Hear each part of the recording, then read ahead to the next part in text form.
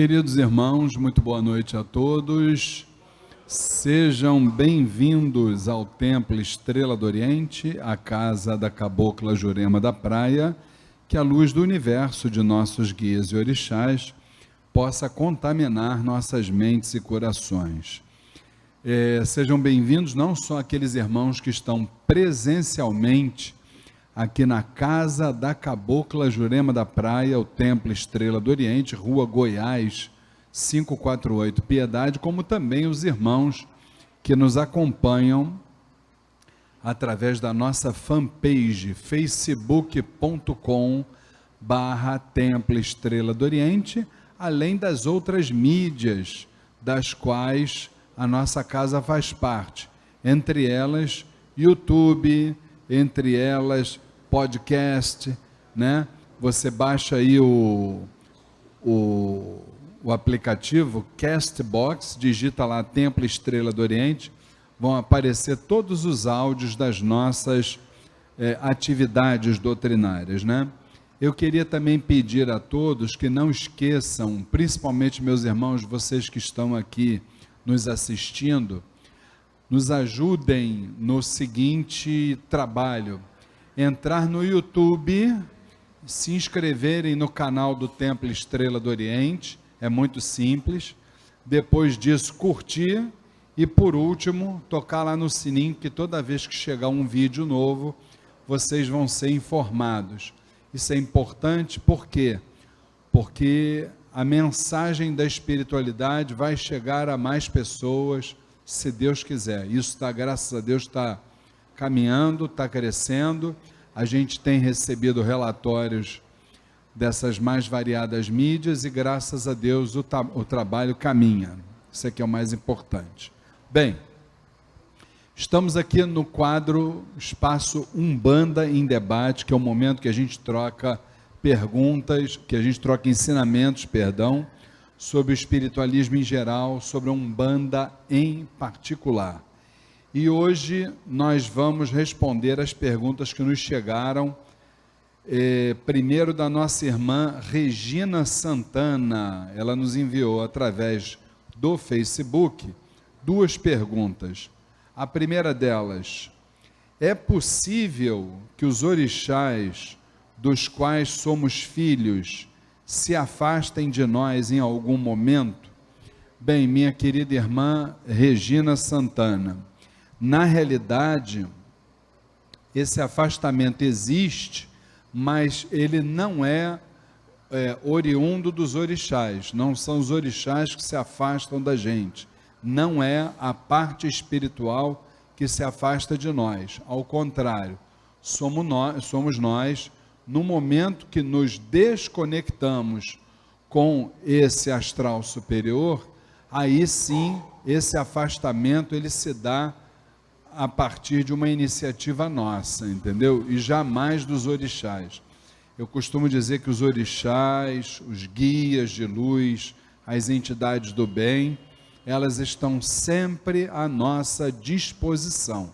Nós é que, pelas mais variadas razões, nos desconectamos, tá bom? A segunda pergunta da Regina Santana, ela diz o seguinte: se um médium trabalha com uma cigana, o seu Exu também é cigano? Não.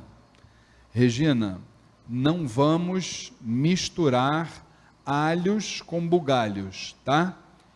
Se alguém trabalha com uma cigana, é sinal de que está trabalhando com uma entidade da falange espiritual dos ciganos de Umbanda. Ponto. Se nós temos uma pessoa que trabalhe com Exu cigano, com Pombagira cigana, isso aí são outras entidades de uma outra falange, denominada falange de Exus e Pombagiras. Então você pode ter até uma semelhança, ou uma certa semelhança nos nomes, tá? Agora, as vibrações são completamente diferentes, as características são completamente distintas, tá? Então não há qualquer relação. embora saibamos que as falanges convergem, não é isso? Elas estão sempre interligadas, trabalhando de forma homogênea. Então, uma coisa é o trabalho, uma coisa é a vibração, uma coisa são as características, mas não tem qualquer semelhança entre a cigana, do povo cigano, e um Exu cigano, tá? Nada a ver uma coisa com outra. Tá bom, Regina? Grande abraço para você, espero que você esteja nos assistindo. A outra pergunta também, que ficou da semana passada, é da nossa irmã Lilian Souza, que mandou para a gente, através do Facebook, e hoje a nossa irmã Lília está aqui sentadinha, seja bem-vinda, e ela coloca assim para a gente: as entidades podem decidir pelo afastamento do médium de uma casa espírita, ou da sua casa espírita? Bem, minha irmã Lilian, poder até pode, por quê? Porque nós sabemos que, embora uma casa religiosa, seja ela de Umbanda, Candomblé, Espiritismo, seja o que for, essa casa ela tem duas finalidades principais, né? Primeiro, é um hospital de almas doentias, onde todos nós estamos internados. Alguns no CTI, outros na UTI, outros no quarto particular. E outros já estão saindo do quarto particular, tendo alta médica, e aí saem do hospital, do estágio hospital, e vão para o outro estágio, que é a escola. Então, o terreiro, a casa espírita, o ilê, a igreja, seja o que for, né? Cumpre essas duas funções, como hospital e como escola, né? Só que essas instituições, elas precisam, entre as instituições e os seus adeptos, elas precisam convergir. Não a instituição com o adepto, mas o adepto com a instituição. E isso muitas vezes torna-se impossível, por uma série de razões que a gente não vai aqui detalhar. Então, muitas vezes, é claro que a gente não pode generalizar, mas muitas vezes a espiritualidade entende que o melhor caminho para aquele irmão ou para aquela irmã é ser transferido para outro hospital escola, entendeu? Então isso acontece sim, com certeza absoluta, tá? Agora, o que a gente precisa também entender, e aí eu já falo de uma forma generalizada, que a gente não faça isso como regra, que isso seja algo pontual, eventual. Por quê? Porque a espiritualidade amiga também nos diz que pedra que muito rola não cria limo. Isso é um ditado muito antigo de Umbanda. Então, que isso fique bem claro para todos, tá bom? Muito bem. Temos aqui 3 perguntas da irmã Ana Maria, que ela é médium do Templo Estrela do Oriente, nos enviou pelo WhatsApp. A primeira é: existe o chumaré do cemitério? E ela explica a razão da pergunta. Esta semana vi na internet uma dirigente espiritual, a gente aqui não fala o nome do santo, né? Falando que foi muito criticada nas redes sociais, porque disse que ela é de Oxumaré do cemitério. Isso procede? Desculpe. Nesse caso, poderíamos ter também Oxum do cemitério e etc. Bom, precisamos entender uma coisa, gente.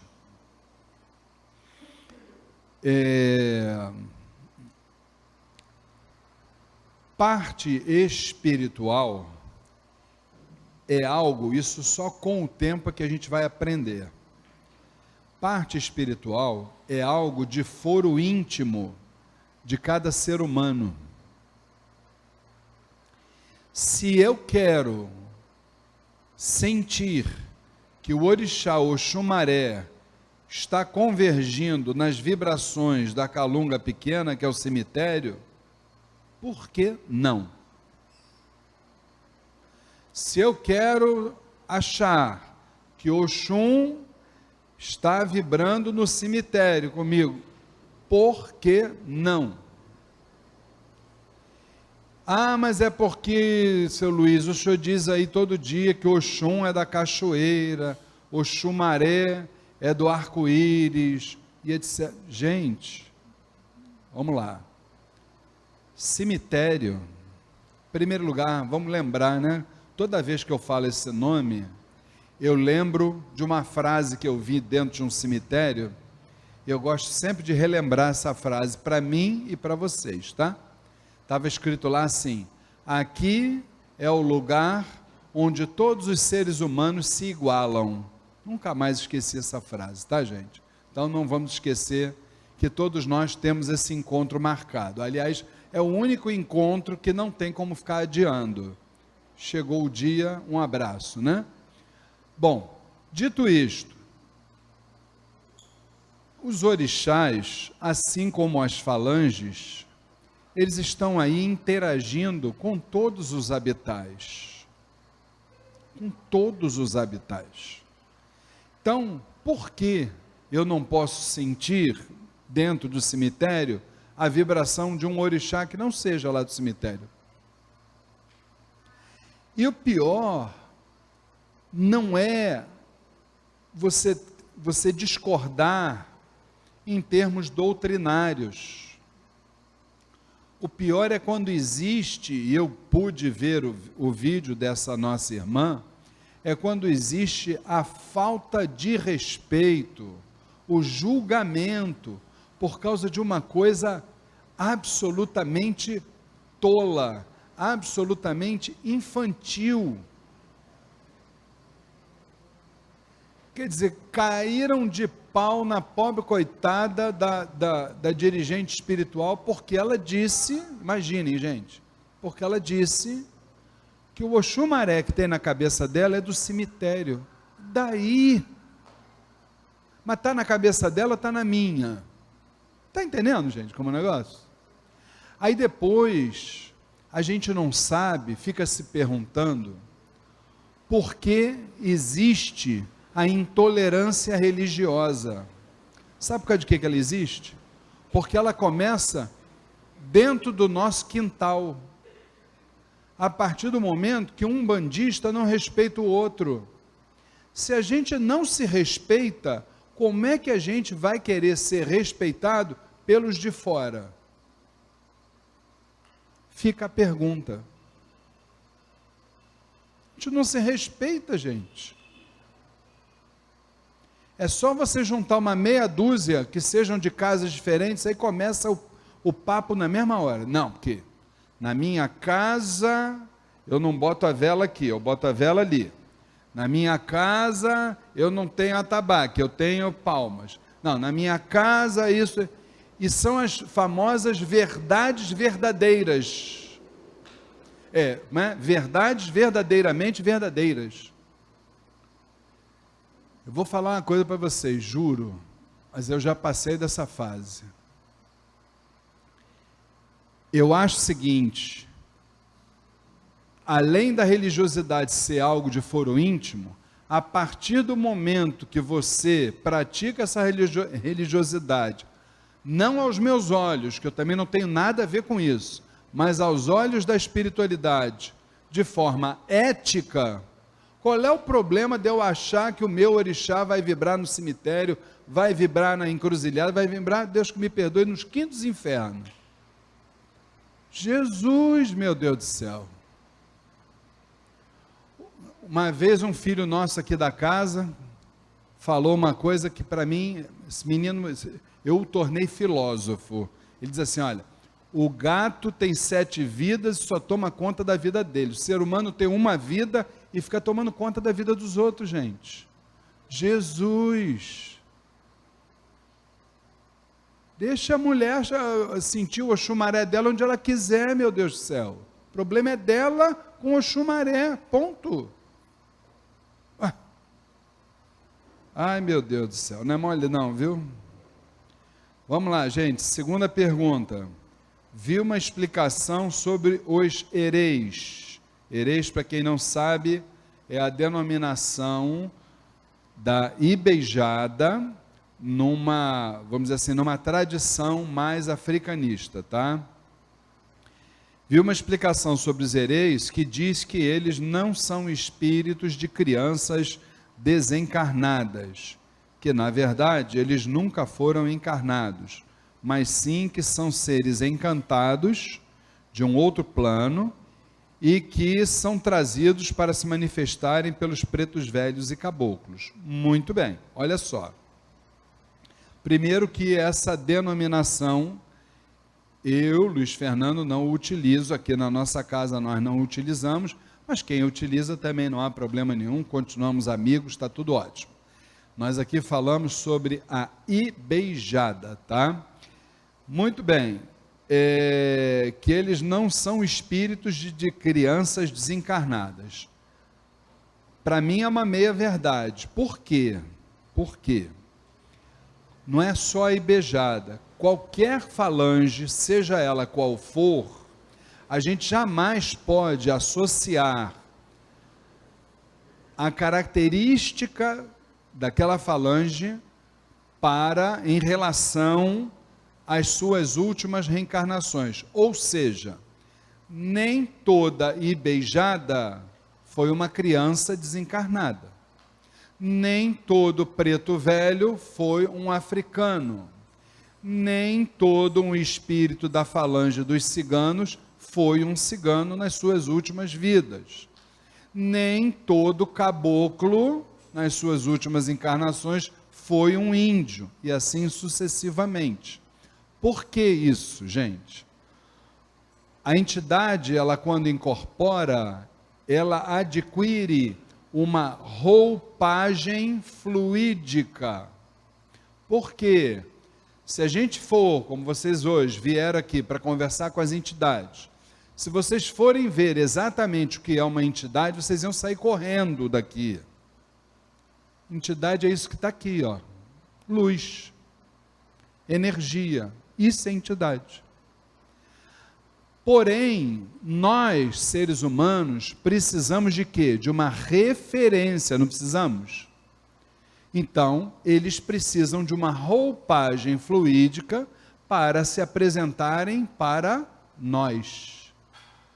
Os ciganos vêm com características do povo cigano, os caboclos vêm com características de índios, os pretos velhos vêm com características de africano e assim sucessivamente. Então, esse caso da Ibeijada, realmente nem toda Ibeijada desencarnou como uma criança, tá bom? O que mais que ela diz aqui na mesma pergunta? Que na verdade eles nunca foram encarnados. Não é a minha verdade, pelo contrário. Todas as falanges, quando a gente fala falange, desculpe gente, que eu estou ainda no final de uma gripe.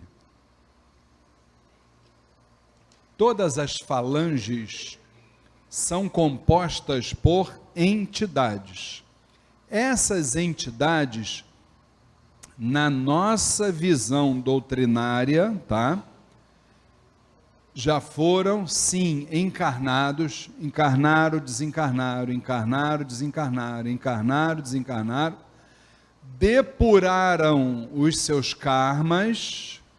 Por depurarem os seus karmas, saíram dessa zona de reencarnação, desse plano reencarnatório, e atingiram o plano do puro espírito. A partir do momento que atingiram o plano do puro espírito, não reencarnam mais. Tá certo assim? Então, a Ibeijada já foi um ser humano, Só que pelas sucessivas encarnações, desencarnaram, atingiram o plano do puro espírito. Esse espírito, primeiro, chega lá no primeiro degrau. Qual é o primeiro degrau da escala evolutiva? Que nós temos conhecimento, tá, gente? Exus e Pombageiras.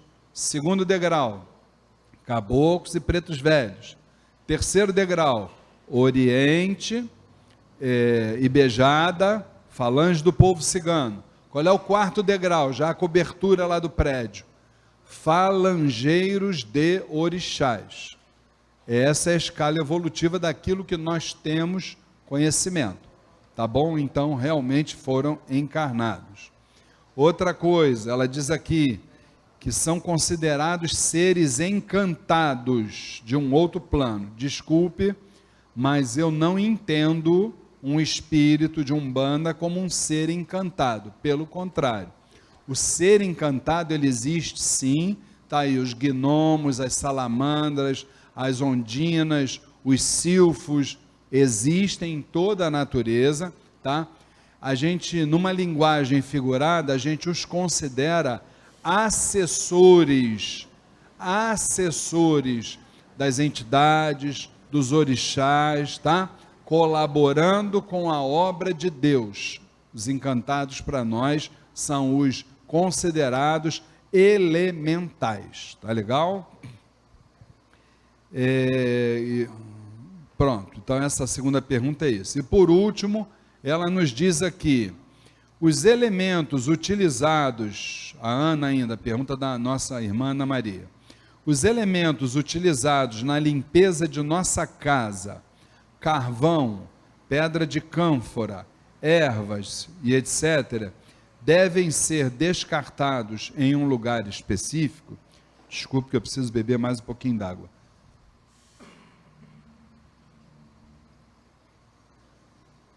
Vamos lá.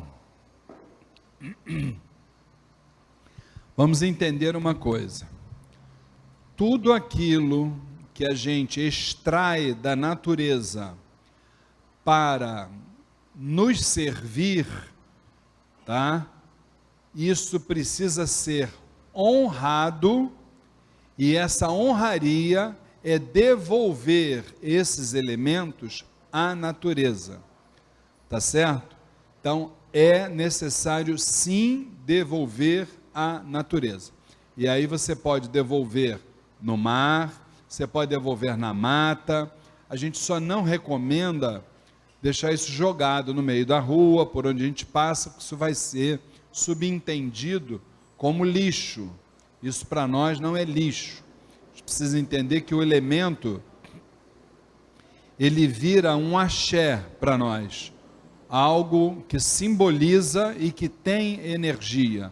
A partir do momento que esse elemento ele é utilizado, passou um determinado número de horas, aquilo que era axé se torna o contra-axé, ou seja, algo que já está desgastado e precisa ser revitalizado. Onde é que ele pode ser revitalizado? Nos habitats da natureza. Neste caso, não estamos poluindo a natureza, neste caso, não estamos poluindo as águas, por quê? Estamos apenas e tão somente devolvendo o que é e honrando o que é da natureza, tá certo? Então, ficamos dessa forma. E dessa vez eu não estou devendo mais nada a ninguém. Cumpri todas as perguntas, respondi tudo, 0 a 0. Gente, eu estou falando isso porque os irmãos aqui da assistência também podem fazer perguntas, mas como a gente tinha umas perguntas acumuladas, então 0 a 0, quem quiser pode mandar pelo nosso WhatsApp, que é o 999-495-494, ou então fazer pessoalmente aqui na semana que vem. Tá bom, gente? Um grande abraço para todos, que Oxalá os abençoe e até a próxima segunda-feira.